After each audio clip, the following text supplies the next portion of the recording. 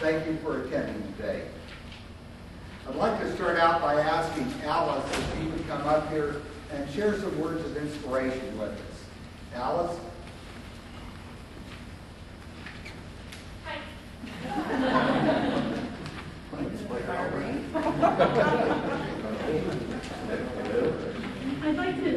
I'd like to take a minute and have everyone in the room who has a female relative over the age of 18 stand up.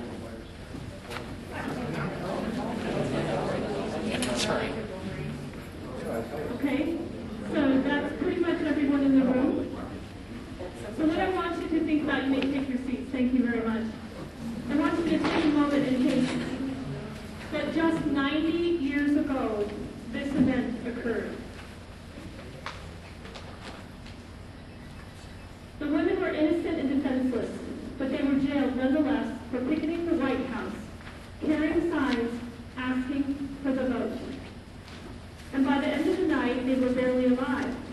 40 prison guards wielding clubs and their warden's blessings went on a rampage against the 33 women wrongly convicted of obstructing sidewalk traffic. They beat Lucy Burns, chained her hands to the cell bars above her head, and left her hanging for the night, bleeding and gasping for air. They hurled Dora Lewis into a dark cell, smashed her head against the iron bed, and knocked her out cold. Her cellmate, Alice Kasu, thought Lewis was dead and suffered a heart attack.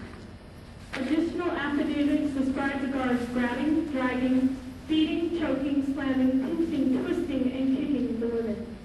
This unfolded the night of terror of November 15, 1917, when the warden at Occoquan Workhouse in Virginia ordered his guards to teach a lesson to the suffragans imprisoned there because they dared to picket Woodrow Wilson's White House for the right to vote. For weeks, the women's only water came from an open pail. Their food, all of it colorless slop, was infested with worms. When one of them protested by refusing to eat and going on a hunger strike, she was strapped to a chair and force-fed with a tube down her throat. Until finally, many weeks later, a note was smuggled out to the press and it became public.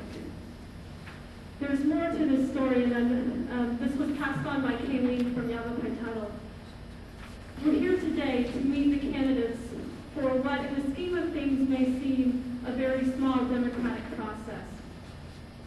Men and women in uniform today, all across the world, not just in Afghanistan and Iran, but all across the world, are fighting to protect your right to vote.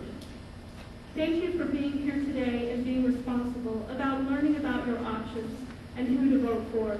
Please take this responsibility all the way to your national elections. Thank you.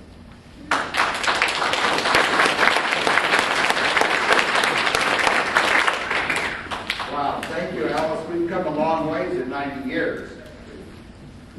What, no meeting? No kicking? Come on, Brad. We owe a huge debt of gratitude to our young men and women that serve in the armed forces. All around the world, they're protecting our rights, the right to vote especially.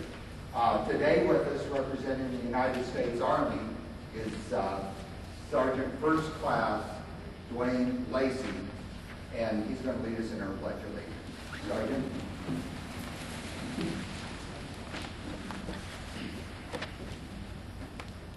I pledge allegiance to the flag of the United States of America and to the republic for which it stands, one nation, under God, indivisible, with liberty and justice for all. I just want you guys to know that we appreciate you guys in the community here. I'm the station commander for Prescott Recruiting Station. I just came here from 10 Special Forces in Fort Carson, Colorado. I was out here before. I got sent back out here virtue of the Retention Control Commanding General. He's the guy that when the president wakes up in the morning, he's the first person besides General Petraeus that is talking to the President of the United States. He is talking to him about retention. the amount of soldiers and men and women that are out here in the community that actually need to step up or voluntarily protect the Constitution of the United States, okay, and what we stand for. So all I'm here to do is just ask you a little bit of just, when you see the guys out there, whether it's National Guard, Air Force, it doesn't matter. Just go up to them and tell them, hey, we appreciate it, because we don't need anything else to put on our uniform. It's hard enough to keep us straight. We just want you guys to just appreciate what we do out there. And if you want to make a soldier cry, start crying. They'll start crying, okay? Because they know what it's all about. All right, so that's all I have to say to you. I appreciate what you guys are doing out there, and you know what? You got a harder job than I do. You guys are defeating the market. That's I thank you. Appreciate your time. Let's start with our directors here, and what I'd like to do, they'll have a minute and a half, basically to introduce themselves. There's an initial question that I want